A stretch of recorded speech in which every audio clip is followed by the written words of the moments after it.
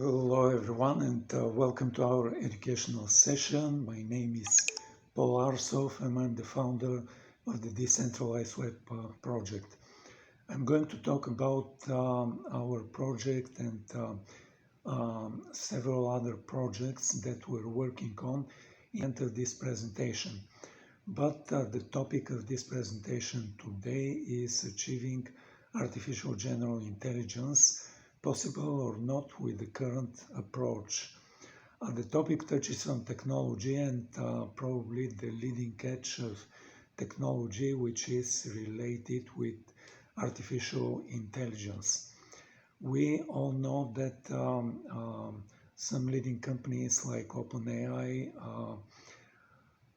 Microsoft, Google, Amazon, Twitter X, Facebook Meta, and they're releasing their models, and with these models we're getting incremental improvements. So these are small improvements and not the improvements of the beginning of the AI wave of technology, where we had exponential leaps in increasingly better models in quality and capabilities. So we could attribute these delays and these incremental improvements to bottlenecks in data and the inherent limitations of large language models. We should emphasize that merely scaling data is no longer enough to deliver robust AI capable of approaching human cognition and artificial general intelligence.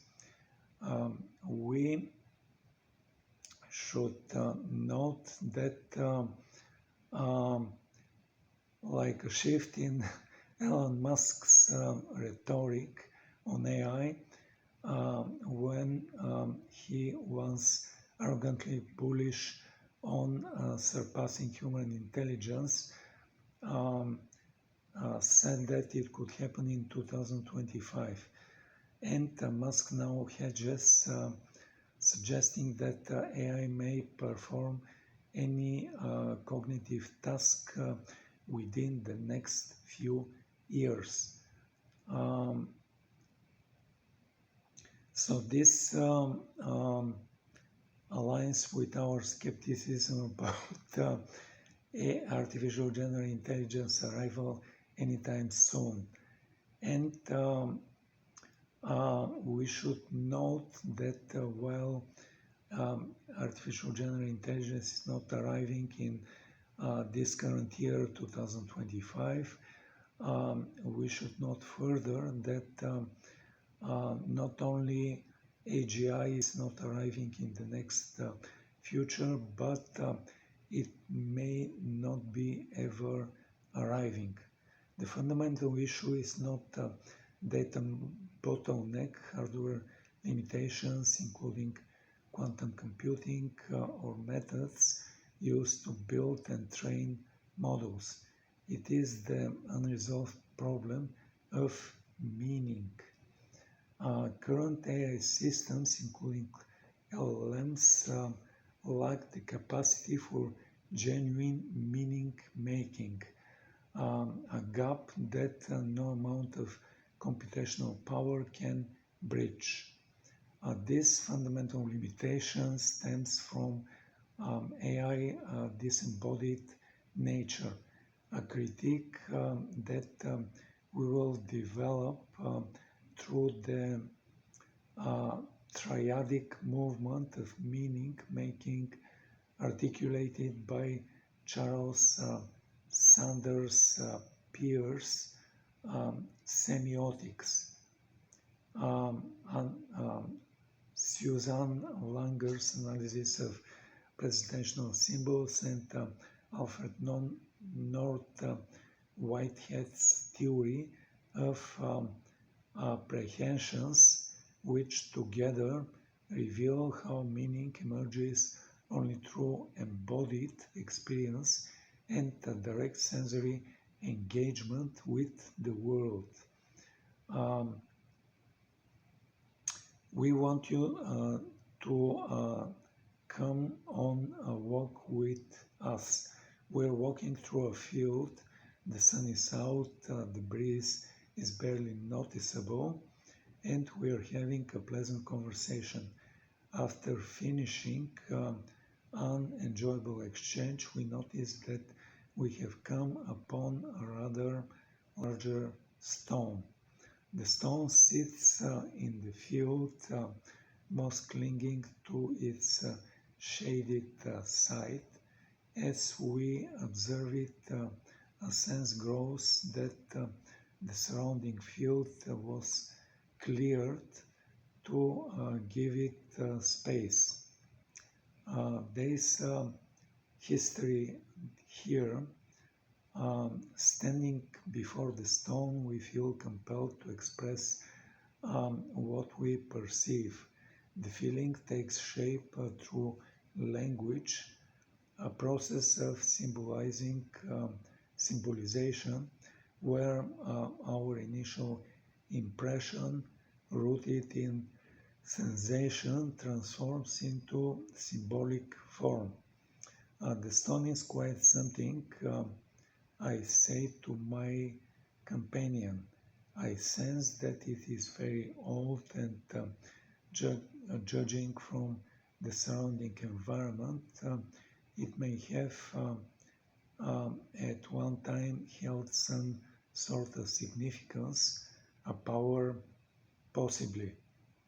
My companion response may vary, yet the importance of this moment extends beyond the stone and exhibits the fundamental process of how we create meaning. In the larger part of 19th centuries, Charles Sanders Peirce developed a framework for understanding the layers of experience and meaning making, when he describes which he describes as firstness, secondness, and thirdness.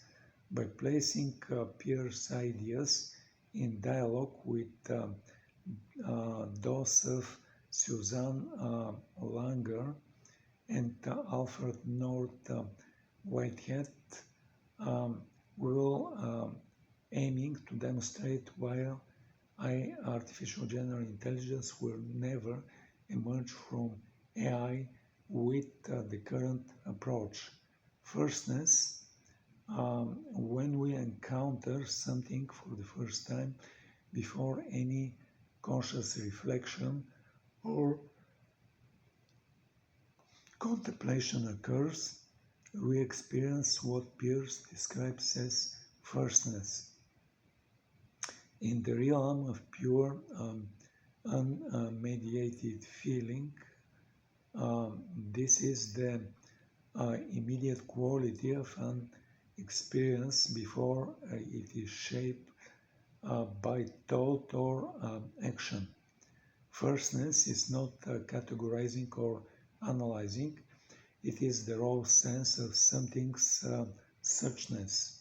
For Peirce, these qualities exists as mere maybes, possibilities that are not yet tied to a specific object or context, but exist in potentiality.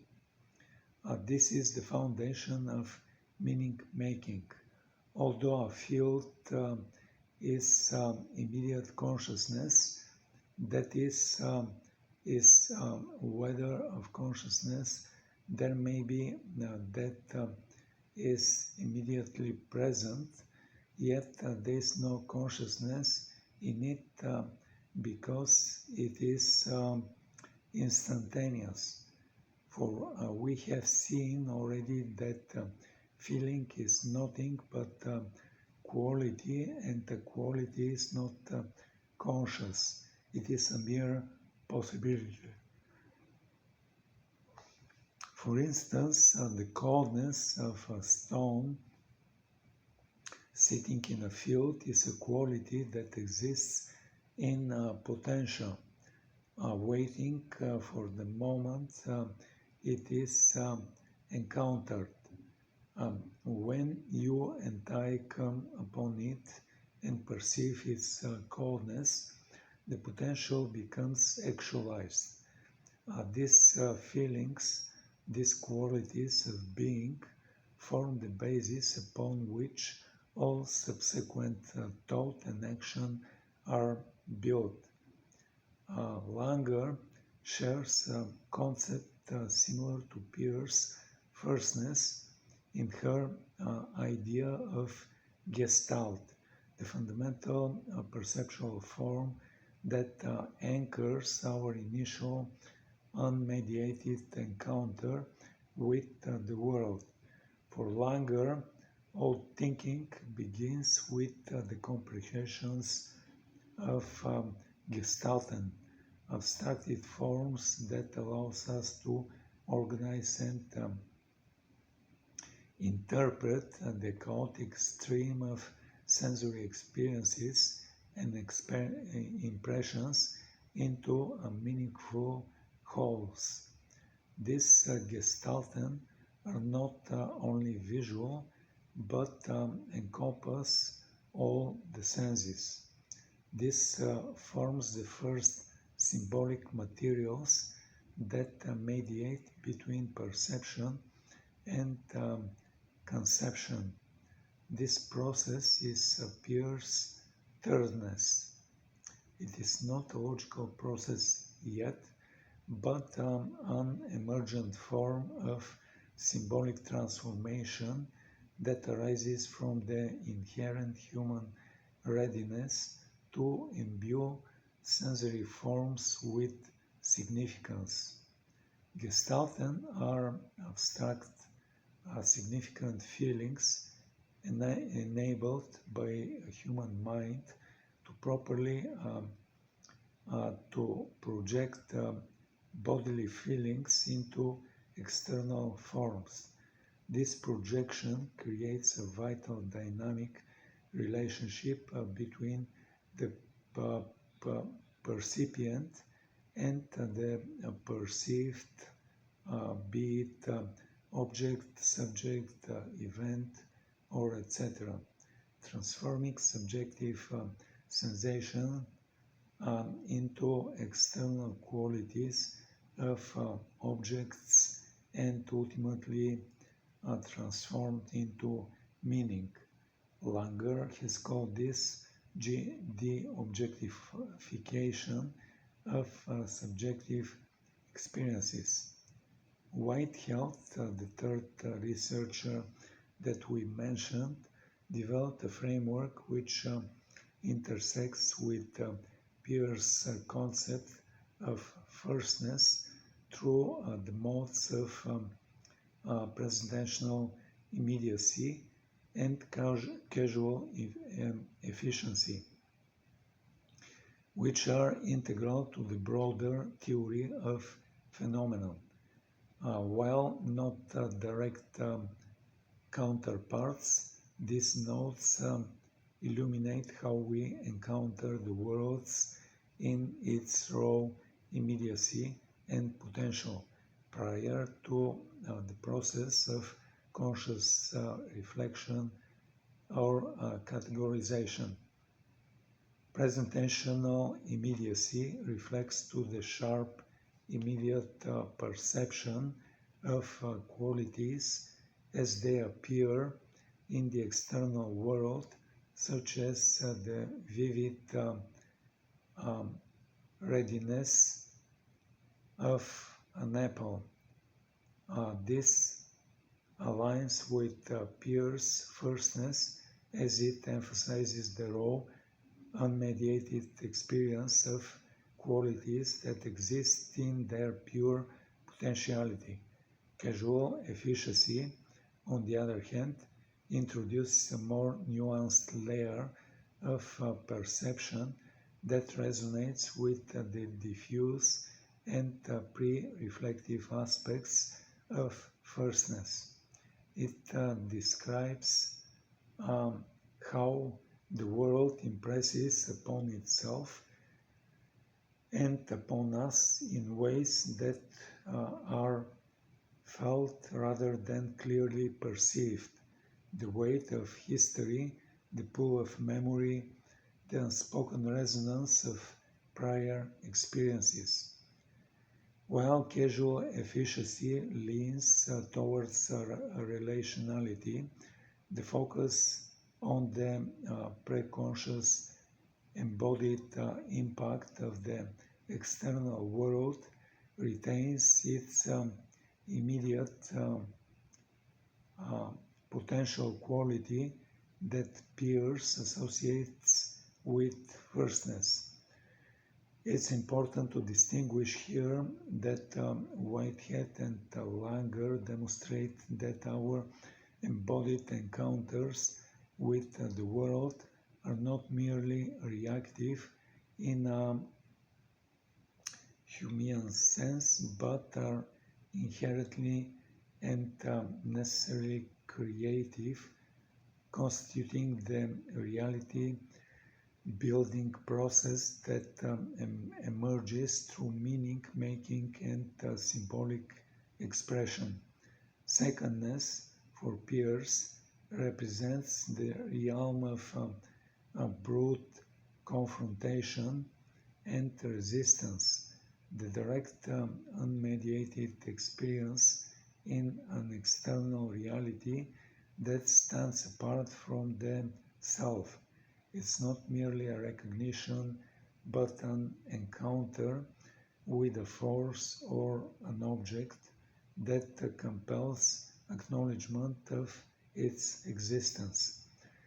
This is where we experience struggle, the push and pull of reality asserting itself against our will. As we stand before the stone, its unyielding presence confirms with us with its factuality.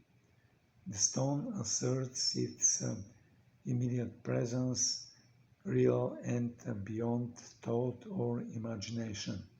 Unlike firstness, which represents pure quality and potential, secondness belongs to the domain of action and reaction. The compulsion to engage with resists assimilation into the self-will. Peirce ties this to the concept of fact, not as abstract truth, but the brute actuality of a specific event or state. Facts resist being subsumed under broad categories, demanding acknowledgement as unyielding realities beyond and before any symbolic mediation. Thirdness can occur for Peirce. This confrontation with otherness involves efforts and resistance as the tangible struggle of lifting a heavy object, a reminder that facts are brute and particular, always exist within a broader context of generality and law. Both Langer and Whitehead do not have a one-to-one corresponding term for Peirce's secondness. However, their framework aligns beautifully with Peirce's concept of thirdness, which mediates between the firstness and secondness. So let's get to the thirdness. Thirdness represents the critical realm of meaning making. It is a dynamic process where the immediacy of firstness, which is the raw quality, and confrontation of the secondness, which is encounter with brute reality, are then synthesized into a relational whole. Thirdness is movement, a triadic process that brings together the potential quality of the object, the actuality of the encounter, and the ongoing creation of meaning.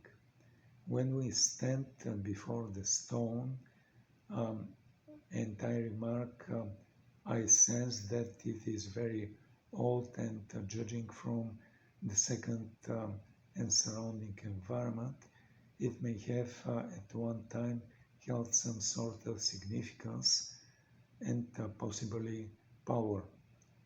I am engaging in thirdness. The raw sensory qualities of the stone, its firmness, and my physical, unmediated confrontation with its secondness, where the stone asserts its brute presence against my perception, are then transformed into symbolic expression that conveys to my interpretation to others. As Peirce notes, meaning is not confined to mental operations but involves molding brute reactions into conformity with the forms that structure thought. These forms are also modeled and molded by the habits and tendencies that emerge from previous interactions, shaping how a meaning is currently expressed, but also how it continues to guide future conduct. In truth, the only difference is when a person means to do anything, he is in some state of in consequence of which the brute reaction between things will be molded to a conformity to the form to which a man's mind is itself molded, while the meaning of a word reality lies in the ways in which it may, in a proper position, tend to mold the conduct of a person into conformity to which it is itself molded. When Peirce writes that thirdness impacts quality to reaction in the future, he emphasizes that meaning making is inherently generative.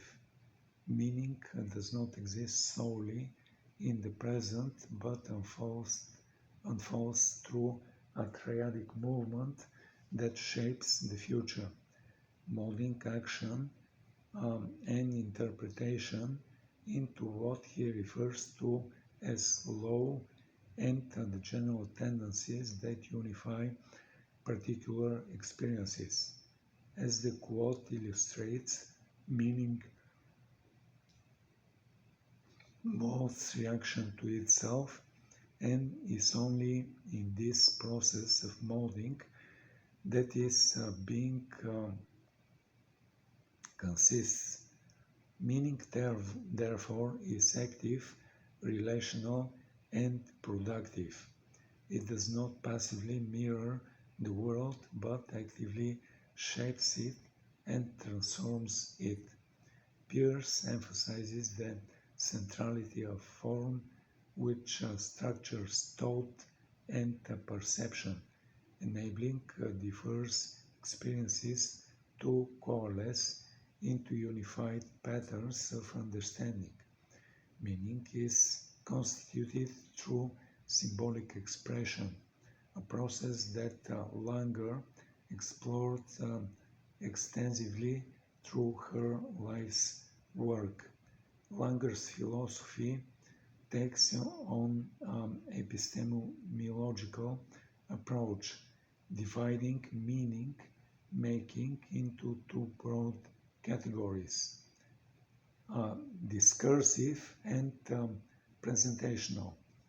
Discursive forms such as language, mathematics, and logic operate sequentially and analytically, capturing only a narrow slice of reality.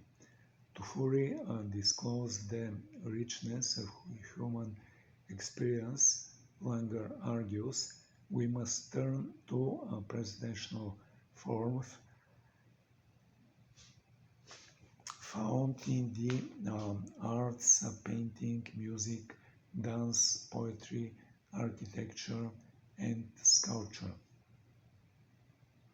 These modes convey meaning holistically and not through propositional logic, but through forms and structures that reveal their significance only when experienced as unified whole. Langer rejects Ludwig Wittgenstein's claim in the Tractatus Logico Philosophicus, where one cannot speak, therefore one must be silent, arguing that symbolic expression extends far beyond language. In her seminal work, Philosophy in a New Key, Langer explicates just how meaning accrues through forms of symbolic expression. Humans transform sensory perceptions into feelings, and this process of symbolization is inherently embodied. All experience is rooted in embodied meaning, which is not static but an active generative process, a verb, not a noun. Langer's book Feeling and Form explores how artistic notes of expression convey meaning through what she primarily terms as primary and secondary illusion. That stone that we have been contemplating in the field may be described scientifically or discursively through its weight, luminosity, and weathered texture. However, this description failed to capture what the Russian formalist Viktor Shklovsky described as the true purpose of art. Art exists that one may recover the sensation of life. It exists to make one feel things, to make the stone stony. This stoniness of the stone is real, a vital subject of our reality. It can only be expressed through the modalities of perceptual symbolism. This is not mysticism, it is epistemologically significant. Langer specifically critiques the reductive claims of logical positivists like Bertrand Russell, Rudolf Carnap, and the Vienna Circle's members. Symbolic reference is about creating systems of meaning that endure over time. This generates established habits of thoughts and patterns of interpretation, shaping how we understand future experiences. Similarly, Peirce's thirdness emphasizes the establishment of law, the general tendencies of patterns that unify particular experiences into broader framework of understanding. This all three thinkers emphasize that meaning is not static or confined to a singular movement, but is only can only unfold temporarily, carrying the weight of the past while shaping future conduct and interpretation. Another critical point Whitehead emphasizes, which brings us back to our initial claim that we will not see artificial general intelligence this year, in few years, or maybe ever, with current approach, is his concept of the fallacy of misplaced concreteness. This fallacy warns against mistaking abstractions for fullness of reality, reducing the richness of the world to a single oversimplified perspective. Whitehead critiques scientific materialism for precisely this error, treating the abstracted descriptions of physical science as if they represent the world in its full concrete actuality. At this point, we hope it is becoming clear that artificial intelligence, as it stands today, is not revolutionary in the way the dominant narrative have led us to believe. What we see as its truly revolutionary import lies in the singular ability to reveal more starkly than any human has been able to thus far the limitations of the modern ontological framework that birthed it. Reality, as we have shown, is not exact and does not exist as discrete as isolated data points waiting to be disassembled, analyzed, and reassembled. Reality is not known, it is a verb. It exists in motion, in relationality, in the triadic movement of firstness, secondness, and thirdness, as in the expressive function of presentational symbolic form that reveals to us the stoniness of the stone and the resonance of a connection to another, resonance that no heartbeat monitor, brainwave analysis, or cluster of machine learning algorithms can ever fully capture. The most insidious narrative coming out of the field of AI is this notion that there is some chance that artificial general intelligence could emerge, and with this emergence, the real possibility that this thinking machine will enslave or destroy us completely to fulfill their own mechanical ends. What makes this so insidious is it's framed as a distant dystopian future when in fact we are living it in right now. AI produces only meaningless outputs and endless torrents of them.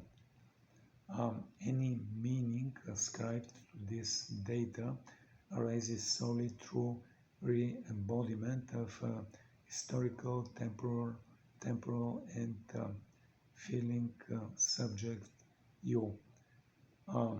In other words, what AI, current AI achievement is providing to us is a mirror of our thoughts, reflections, and meaning making. You are now ontologically tethered to these systems, bound in relationships of meaning-making servitude. It is you who makes the meaning and not the current AI models. Consuming vast reservoirs of scarce energy, these AI systems are barren containers of meaningless data, utterly worthless without our own emotional labor to transform their carbon-intensive outputs into meaning. And this is why artificial general intelligence, no matter what advances in computational ability and computational power may bring, will never manifest. The foundational ontology that gives rise to these systems is fundamentally incapable of producing artificial general intelligence with the current approach. Instead, we find ourselves now standing in a barren field of lifeless stones, slowly losing our tether to a resonant, beautiful world of infinite meaning. Thus, we have to underline the danger of AI and current offers, which actually disconnects us from current reality and our own capability of making meaning of this reality. With this said, I'm ending this presentation, and I'm coming back to this to the beginning of this presentation when I told you that my name is Paul Arsov and I'm the founder of the Decentralized Web Project. In the Decentralized Web Project, we're building decentralized communication and advertising platform. This platform is monetized through advertising, and this advertising is very permissive. The user has to initiate the start of advertising, and they have to go slide by slide, one after another through advertising pages very permissively. For this action of going through advertising in a focused way, we reward the users with coins, and we have our own blockchain instance, and this blockchain instance is based on Ethereum virtual machine software. These crypto coins can be then monetized through the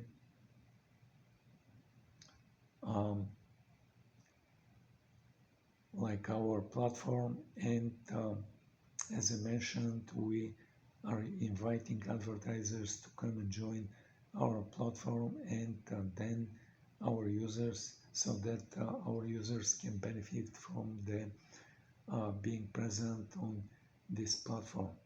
But this platform also allows decentralized communication, and the meaning of this decentralization, as we see it, is not in using a blockchain, which is fundamentally incapable of decentralization, but what we offer as decentralized communication is direct communication from user to user without going through a third party, be it a server or a data collection point. With this said, I like to tell you the name and the URL of the website of this project. It's decentralizedweb.org. Decentralized and web. These are two words and they are typed all together. Decentralized web. Then there is dot and it ends with org. With this said, I'm ending talking about this first project. I like to mention the second project that we work on. The second project is about building a collection or multiple collections of objects based on three-dimensional objects and offering these objects as non-fungible tokens. We have also a platform which lists these three-dimensional objects and collections of these three-dimensional objects and probably now is the time to tell you the name and the URL of this second project.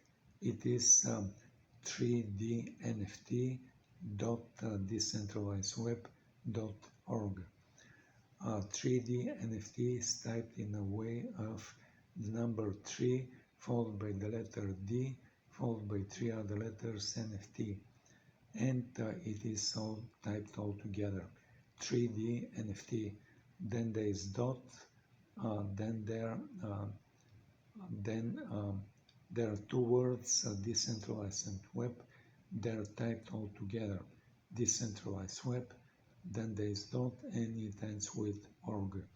Once again, 3dnft.decentralizedweb.org. In this second project, the unique and special thing is actually creators of three-dimensional objects. Usually they have to find some special software, which most often it is a game engine, and this special software then loads and displays the three-dimensional object. With the very beginning of our 3D NFT project, we decided to offer and build our own 3D software engine. And what our 3D software engine does is it reads the file of the 3D object, then it opens a window on a computer screen. It displays the 3D object in this window, and then it starts animating the 3D object in a way of moving in a random fashion around the window constantly. But in addition to these basic capabilities, our 3D software engine has multiple additional capabilities. The first capability of our 3D NFTs is the capability of speaking. The 3D NFTs can speak in one of three different voices. The 3D NFTs can speak either in a male voice or in a female voice or in a whisper kind of a voice. In addition to the three basic voices, there are three different flavors of voices. A voice can be spoken either in normal fashion or in normal speed fashion or in a fast speed fashion or in a slow speed fashion. The second additional important capability of our 3D NFTs is the capability of voice recognition. The 3D NFTs can recognize voice commands, and the next additional capability for our 3D NFTs is the capability of then having basic artificial intelligence. You can ask the 3D NFT what is your name, and the 3D NFT is going to reply with their name. You can ask the 3D NFT who are you, and then the 3D NFT is going to reply in few sentences of who they are. The last additional but not least important capability of our 3D NFTs is the capability of the 3D NFTs being displayed in a way of stereoscopics. What stereoscopics means is that part of the 3D NFT is going to be displayed in red or reddish colors, and another part of the 3D NFT is going to be displayed in blue or bluish colors. Then you can come to our 3D NFT marketplace, and you can order special glasses. When you receive these glasses, then you can see that one lens of these glasses is red and the other lens of these glasses is blue or cyan. Then you can put these glasses on. You can request displaying the 3D NFTs in a way of stereoscopics, and then you are going to see the 3D NFT as coming out of the flat two-dimensional computer screen, and you are going to see it in real 3 dimensions.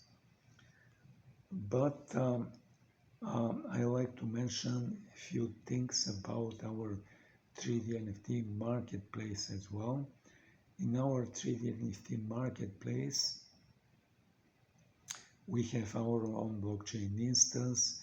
It runs Ethereum software, and it is the same software which runs on Binance Smart Chain. It runs on Polygon Matic Chain. It runs on Avalanche Avax Chain, and it runs on many other famous or not so famous blockchains. In addition to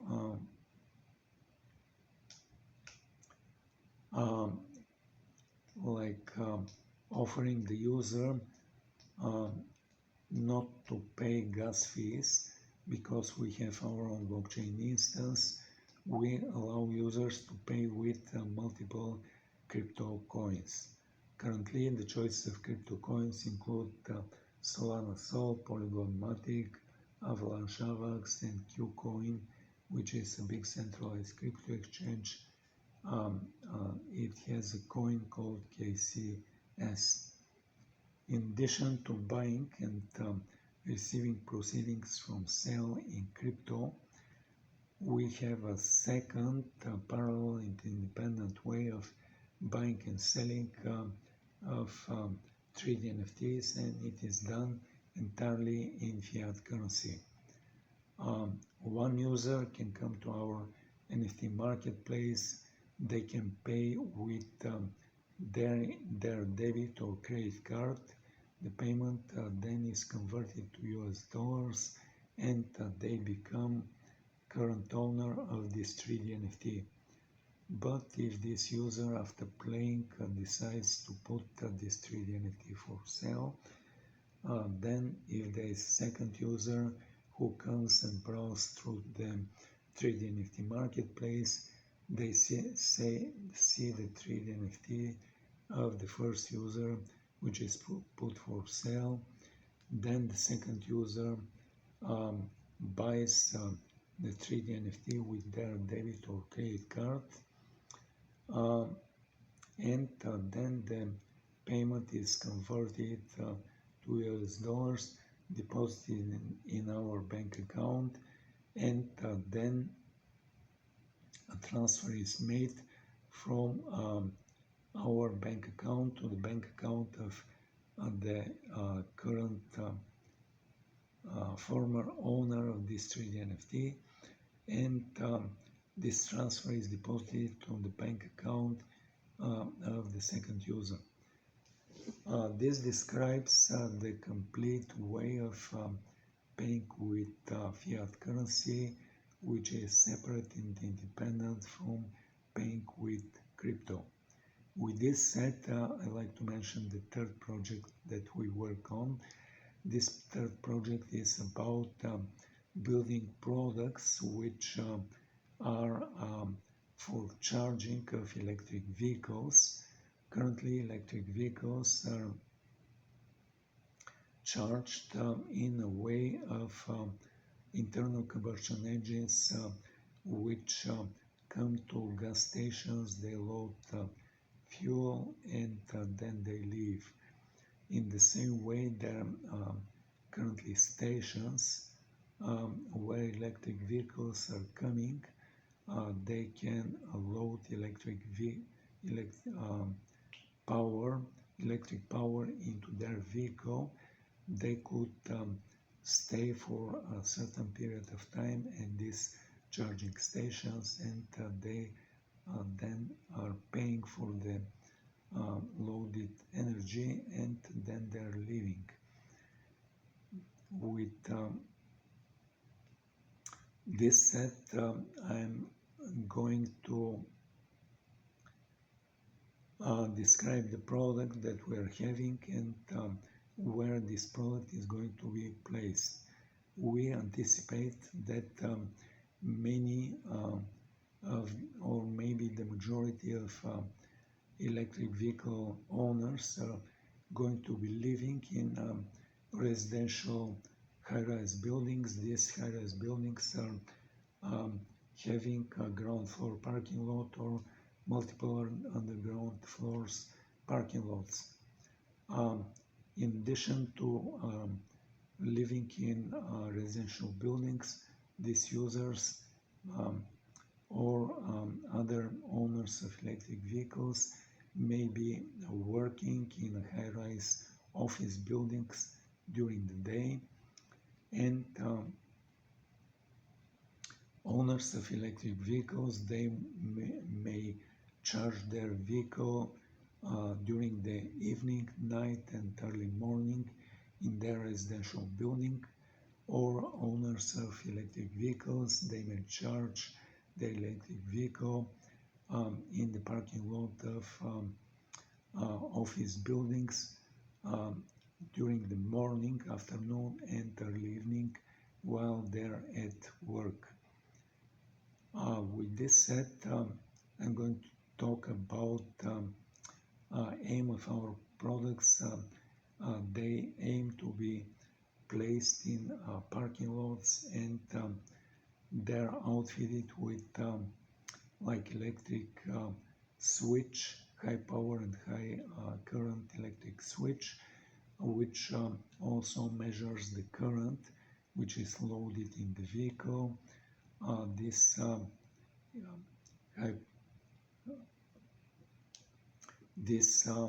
charging product also has near-field communication reader, where the user can identify themselves to the charger, and then the charger can turn the power on, so that the user can then be billed for the loaded energy in their electric vehicle.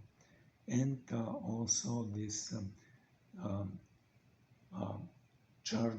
electric chargers are outfitted with Wi-Fi connection capability, so that the charger can be connected to the owner of the building or the power utility. And this is very important capability for the power utility, so that there is no sudden increase in the demand for electric energy, which could result in shortage of generation capability and blackouts, so that the power utility has to bring additional generation capability to meet the demand for electric power. With this said, I'd like to tell you the name and the URL of this project. It is power.arstec.com. Power is the ordinary word for power, then there is dot, then there is a word which I can spell letter by letter. It is Alpha Romeo Sierra Tom Echo Charlie Hotel. Altogether Arstec, then there is dot, and it ends with com. Once again, power.arstec.com. With this said, I'm ending talking about this project, and I'd like to tell you about the final project that we work on. This project is about building AI agents, and currently we have a website, and we are building programs which allow one language model and one artificial general intelligence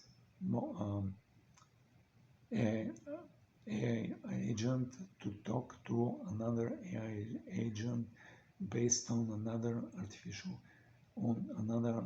large language model. This is a continuous interaction between one large language model to another large language model. This interaction is verbalized, and these large language models, they have avatars, their own avatars, and there also the interaction is recorded and it can be posted then on our website as share with another users of this AI to AI project. The name and the URL of this project is AI to AI.decentralizedweb.org. AI to AI is typed with letters A and I, then the number 2, and then the letters A and I. And it is all together AI to AI. Then there is dot, then there are two words, decentralized and web, and it ends with org. Once again, AI to AI .decentralizedweb.org.